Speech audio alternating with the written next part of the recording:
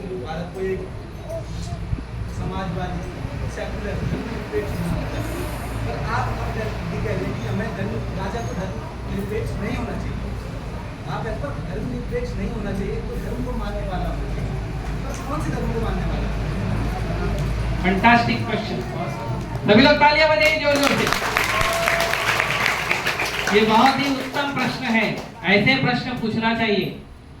बुद्धिमान लोग ऐसे प्रश्न पूछते हैं। तो जो भारत का संविधान है, एनसीईआरटी के नहीं, जो भी पुस्तकें हैं भारत में छपती हैं, उनके उसमें भारत का संविधान छापा जाता है।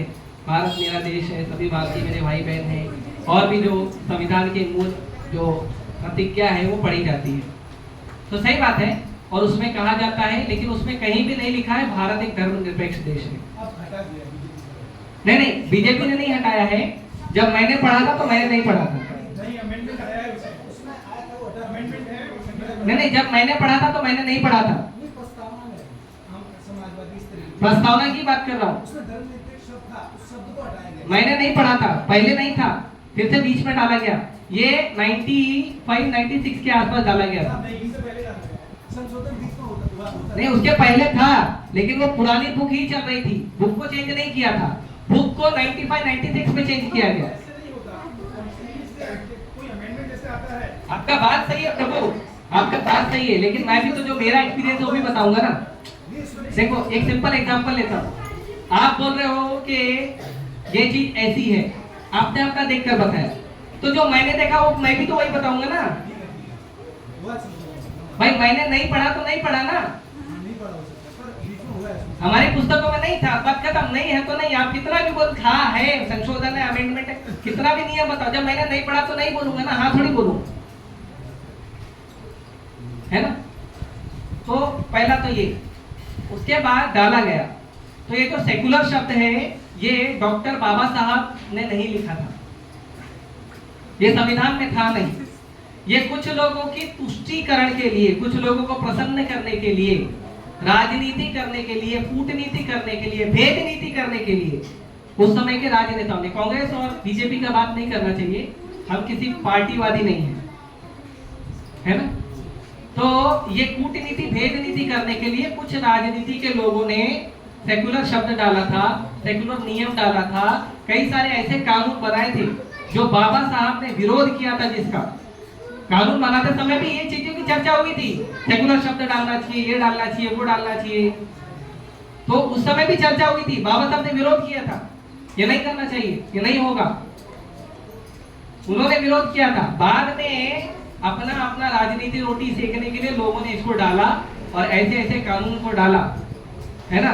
तो इसका मतलब जब भारत देश आजाद हुआ था और जो ओरिजिनल कानून था वो धर्म सापेक्ष था, धर्म निरपेक्ष नहीं था, पहली बात, ठीक है। और रही धर्म को मानने वाली बात, तो धर्म एक ही है। ये हिंदू, मुस्लिम, क्रिश्चियन, सिख, ये सब धर्म नहीं है। मैं पिछले बार भी ये चर्चा किया था। हिंदू, मुस्लिम, क्रिश्चियन, सिख, ये जो जितना भी हम आज मानते हैं अपना अपना, ये धर्म नहीं है। ये धर्म तक पहुंचने के लिए, भगवान को प्राप्त करने का एक एक अलग अलग मार्ग है। जैसे भारत में बहुत सारे आचार्य प्रकट हुए, जैसे हमारे वैष्णव संप्रदाय में भी 4 संप्रदाय हैं, ब्रह्मा, श्री, रुद्र और चतुर्कुमार। तो ये चारों अलग अलग आचार्य हैं। तो ये चारों अलग अलग आचार्यों ने जहां प्रचार किया, उन लोगों के परिस्थिति को देखते हुए, उनकी चेतना को देखते हुए, उन्होंने धर्म का एक मार्ग बताया जो उनके लिए आसान है ना। जैसे प्रभुपाद जी विदेशों में प्रचार किए, तो एक बार एक व्यक्ति ने पूछा, एक चर्च के फादर ने पूछा कि चर्च हमारा, देश हमारा, बच्चे हमारे और प्रचार तुम्हारा।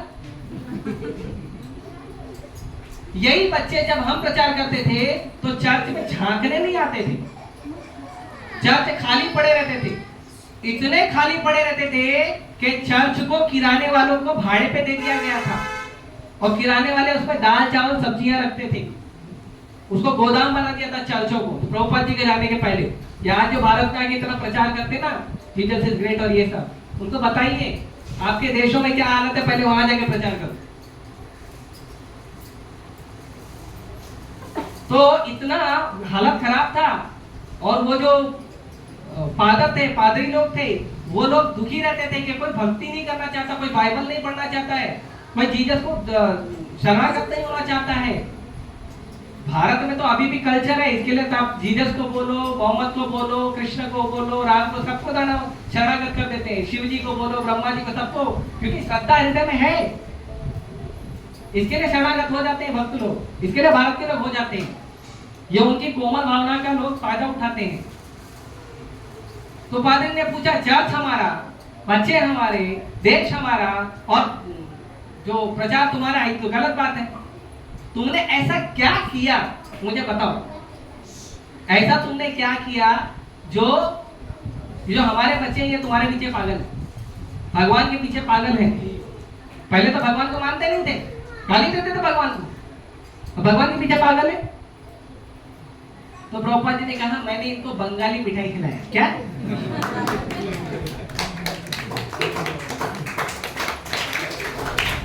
तो जैसी पब्लिक होती है वैसा प्रचार होता है। प्रभुपाद जी ने भारत में प्रचार करने के लिए कहा, मंदिर बनाओ, बड़े बड़े मंदिर बनाओ, क्योंकि भारत के लोग श्रद्धालु है, मंदिर में आएंगे, भक्ति शुरू करेंगे। लेकिन विदेशों में प्रभुपाद जी ने मंदिर बनाना नहीं बोला, विदेशों में प्रभुपाद जी ने कहा पुस्तक वितरण करो, पुस्तक वितरण से भक्त बने, क्योंकि वो बड़े बड़े फिलोसोफर है, साइंटिस्ट है, उनको बुक पढ़ने का आदत है, न्यूज़पेपर पढ़ने का आदत है। तो अलग अलग पब्लिक के लिए अलग अलग मीडियम ऑफ प्रीचिंग होता है, प्रचार का अलग अलग तरीका होता है। तो जब मोहम्मद प्रकट हुए तो उन्होंने अपनी पब्लिक के हिसाब से प्रचार दिया, जीसस प्रकट हुए तो उन्होंने अपनी पब्लिक, सब भगवान के ही भक्त हैं, सब कृष्ण के ही भक्त हैं, तो उन्होंने अपनी पब्लिक के हिसाब से प्रचार दिया। तो ये प्रचार जो है उन्होंने जो दिया, जो फॉर्मेट उन्होंने दिया है भक्ति करने का, भजन करने का, ये उन्होंने वो पब्लिक के उस समय की परिस्थिति को, उस समय के लोगों की चेतना को देखते हुए दिया। ये धर्म नहीं है, ये धर्म पर आने का, भगवान कृष्ण को प्राप्त करने का, भक्ति करने का एक मार्ग है। धर्म क्या है? धर्मम तो साक्षात भगवत प्रणीता।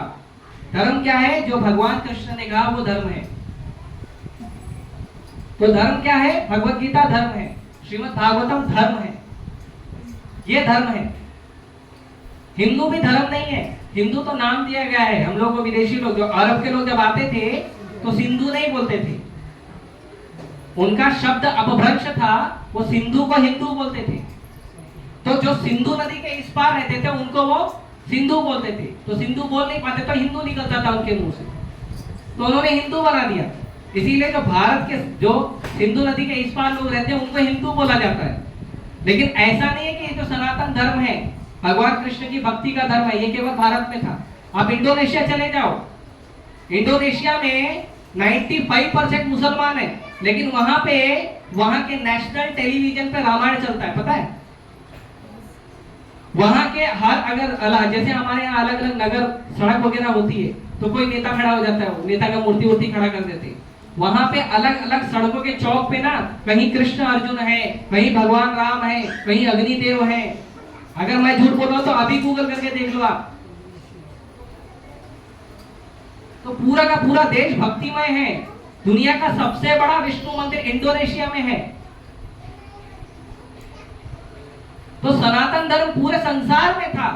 हिंदू सिर्फ भारत के, जो सिंधु नदी के इस पार रहते हैं उनको हिंदू बोला जाता था।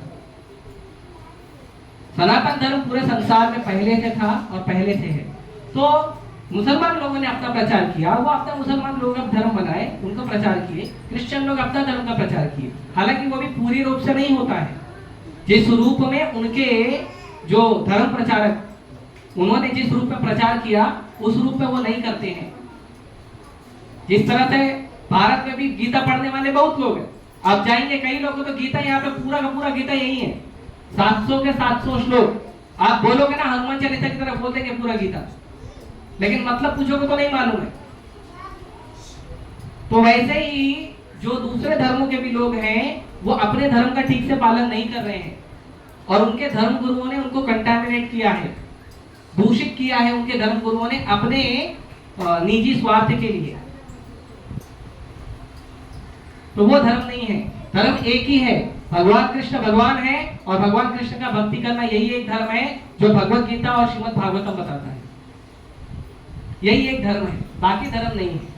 बाकी सब रास्ते हैं धीरे धीरे धीरे धीरे भगवान तक आने का। जैसे श्रीमद् भागवतम में कहा गया है ब्रह्मेति परमात्मेति भगवान इति शब्द है। तो जो ब्रह्मवादी है उनका एक धर्म है ब्रह्मवादी मानना, जो परमात्मावादी है जो योगी कहते हैं उनका एक धर्म है, हम ये परमात्मा को मानेंगे। और जो भगवान के भक्त हैं वो भगवान के रूप को, सुंदर रूप का भजन करते हैं, सेवा करते हैं। तो भागवतम कहता है कि जो ब्रह्म रियलाइजेशन है, जो ब्रह्म का अनुभूति है वो पहला चरण है, जो परमात्मा की अनुभूति है वो दूसरा चरण है, और जो भगवान की अनुभूति है वो कंप्लीट परफेक्ट रियलाइजेशन है। तो ये तो आप भगवान जगन्नाथ बलदेव सुभद्रा को देख रहे हो, भगवान गौर निताई को देख रहे हो, भगवान राधा व्रत सुंदर भगवान को देख रहे हो, शालिग्राम भगवान को देख रहे हो और इनका डायरेक्ट सेवा कर रहे हो। ये सबसे हाईएस्ट और टॉप मोस्ट है जिसको भगवान ने भगवत गीता में कहा है। कभी कभी कुछ लोग बोलते हैं नहीं भगवान तो निराकार है, भगवान का कोई रूप नहीं है। उसको भगवान भगवत गीता के 17वें अध्याय के पहले श्लोक में बोलते हैं क्लेशो अद्वित करस्तेषां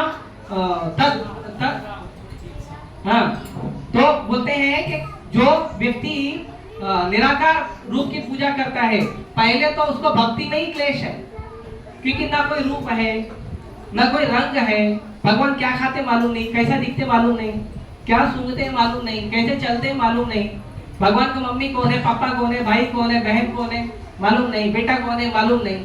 कैसे भजन करोगे आप? आपको मैं रेसिपी दे दूंगा, आपने कभी कुकिंग नहीं किया, बोलूंगा जाओ कोफ्ता बना के लाओ, बनाओगे? जब कुछ अनुभूति ही नहीं है तो कैसे बनाओगे? तो पहले तो कुछ अनुभूति होगी ना, कम से कम कोफ्ता देखा तो रहेगा ना, तब तो कोफ्ता बनाएगा। कम से कम एक बार गुलाब जामुन कभी जीवन में देखा रहेगा तब ना गुलाब जामुन बनाएगा। नहीं मावा लो जाओ गुलाब जामुन बनाओ, कभी जीवन में देखा ही नहीं गुलाब जामुन कैसा होता है, क्या बनाएगा?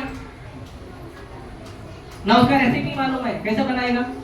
तो जब भगवान को देखा ही नहीं तो भक्ति क्या करेगा? तो सबसे पहला क्लेश है निराकार भक्ति में, सबसे पहला क्लेश है कि भगवान को कोई अनुभूति नहीं है। उस पे लाइट पे ध्यान दो। उसके बाद उसको प्राप्त होने के बाद भी वो कैसा है? वो टेम्पररी है, क्योंकि मनुष्य का जो आत्मा का स्वभाव है वो है आनंदमय, सत चित आनंद। आत्मा मतलब फुल ऑफ नॉलेज, इटर्निटी और फुल ऑफ प्लेस। पूरा ज्ञान, संपूर्ण ज्ञान, शाश्वत और संपूर्ण आनंदमय। तो आत्मा शांत जगह पे नहीं रह सकता, आत्मा को आनंद चाहिए, एक्टिविटी चाहिए। तो जो ब्रह्म में चले जाते, ब्रह्म ज्योति वगैरह में, वहां एक्टिविटी नहीं है, शांति है। वो भी भगवान का एक रूप है लेकिन शांति है वहां पे, आनंद नहीं है, भगवान के साथ सेवा नहीं है, भगवान से आदान प्रदान नहीं है, प्रसाद नहीं है। इस्कॉन वाले तो जाएंगे ही नहीं, बोलेंगे प्रसाद नहीं मिलता उनको। तो वहां पे सेव एक्टिविटी नहीं है। तो क्योंकि आत्मा को एक्टिविटी चाहिए तो आत्मा फिर प्रयास करती है वहां से निकलने का, फिर वापस वहां से नीचे गिरती है धरती पे।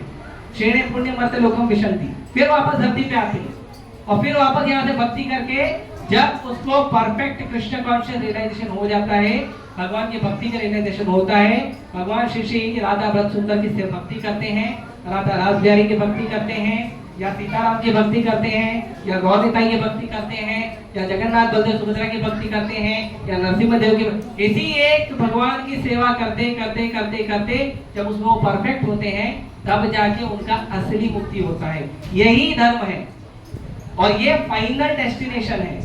हम लोगों को आसानी से मिल गया है तो इसका मतलब नहीं है ये आसान, ये जो है इसका वैल्यू नहीं है। चाहे आसानी से मिला हो चाहे मुश्किल से मिला हो, रोटी का स्वाद वही रहता है ना?